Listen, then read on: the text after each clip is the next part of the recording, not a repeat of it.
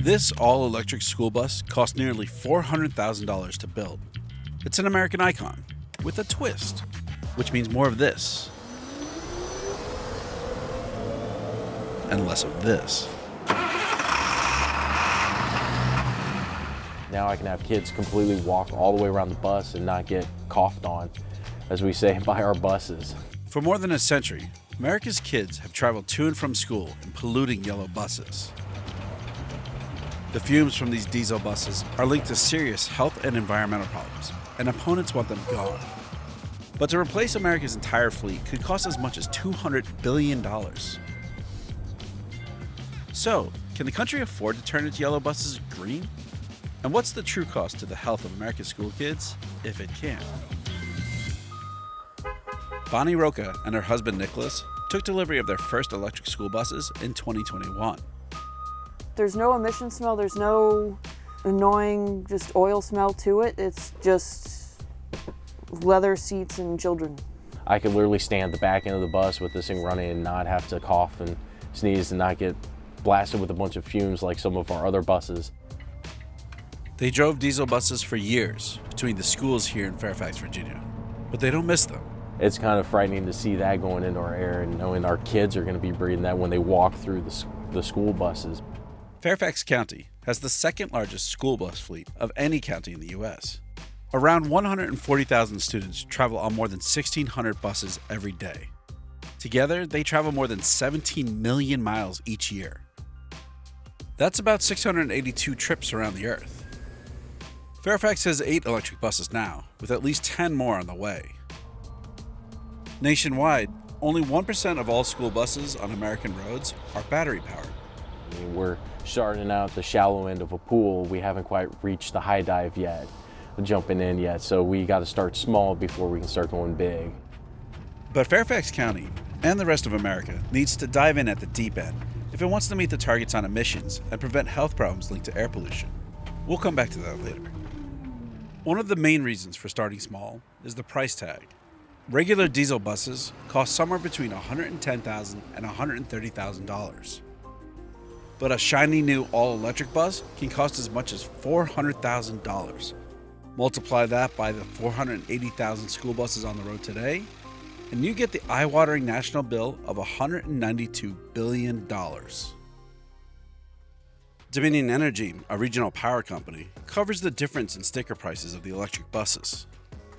They also supply the charging points, one for each bus. The company plans to expand to 1,000 electric school buses on the roads of Virginia by 2025, with costs covered through increases to their customers' electricity bills. But Dominion can't do this without the approval of Virginia's state legislature. So far, it's failed 3 votes. Meanwhile, in Fairfax, the drivers and staff are still getting familiar with the new electric fleet. Right here it says I'm charging, so to stop a charge, you hit the red button, wait for it to disconnect, then you pull it out. It can take up to 3 hours for Bonnie and Nick to fully charge a completely dead battery. How much energy they use depends on the season.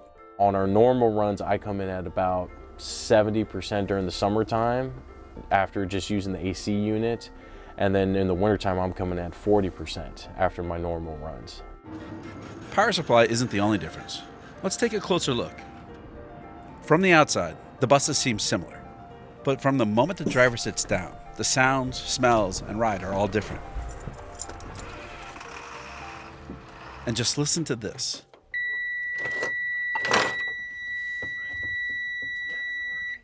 Yeah, it's on and running right now. As long as this little green light's on, that indicates to us that it's started up and it's going. Each bus travels about 70 to 100 miles a day over multiple runs in the morning and afternoon, with time to charge in between.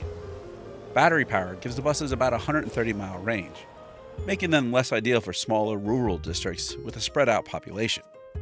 Older diesel buses have a range over 500 miles on a single tank. Danielle also drives one of Fairfax's new Generation E buses. It's good for the environment, and I was excited to just venture into the new change. It's part of the future. Underneath the hood, the electric bus looks quite different from its diesel cousin. These bright orange cables carry high voltage electricity from the twin batteries to the electric motor. Basically, it doesn't have an engine. but it has a motor, an inverter, and a battery. When the new buses arrived in Fairfax, their running costs were half those of diesels. Depending on fluctuating fuel and electricity prices, it's estimated that the electric buses could pay for their additional build cost over their lifetime. All of Fairfax's new buses, diesel and electric, came off the assembly line here in North Carolina. Thomas Built Buses makes about 40% of the school buses in North America, just over 15,000 a year. The company has been making the classic yellow buses for more than 80 years. Its first electric bus, a prototype, came out in the 90s, but Thomas didn't start producing the kind you see on the streets of Fairfax until 2018. We expect we'll pretty quickly, and probably even within this year, come to about 5% of our total business. But E is growing pretty quickly, and that's a trend that we're going to see continue to accelerate exponentially over the years ahead, I would say. Here in Archdale, workers build and attach the yellow bodies to both electric and diesel chassis. These are the giant batteries that power the electric bus. Each bus has 2 of them, accounting for up to 40% of the manufacturing cost, a number well over 6 figures. Workers on the line attach seats, mirrors, and other parts to the chassis. The bodies are painted the iconic yellow before being lowered onto a frame. Costs may well come down as America scales up its electric bus production, but the country is reliant on imports for many of the critical materials. Materials like lithium, cobalt, nickel, all really important for electric vehicle batteries right now. Here in the US, we are relying on sources abroad. That probably adds an additional cost as well. Delays and price fluctuations are commonplace. And there are questions over the environmental impact of mining operations and working conditions in places like the Democratic Republic of Congo, where a majority of the world's cobalt comes from. The government has stepped in to try and speed up the transition to electric. A 2021 infrastructure bill included $5 billion for electric vehicles. We have the technology to transition to a zero-emission fleet. Half of that is dedicated to helping schools buy and operate electric school buses. And in 2022, the Biden administration set out plans to invest in domestic battery production and recycling. This is all designed to help the White House meet its 2050 goal for the U.S. to be net zero on greenhouse gas emissions. Building the buses is one thing. Creating a grid with enough charging stations is quite another. In the U.S., EVs can access just under 48,000 public charging stations, averaging less than 3 ports at each one. In comparison, there are more than 145,000 gas stations with multiple pumps. Infrastructure upgrades might include new transmission lines, transformers, and conduits to bring power to the chargers. President Biden announced $5 billion in funding over the next 5 years for new chargers, targeting a goal of 500,000 new ones by 2030. Electric school buses are expensive, but few parents would put a price on the health and safety of their kids. This is Michelle Yubaraga. She's a member of Moms Clean Air Force, a campaign group with more than 1 million members.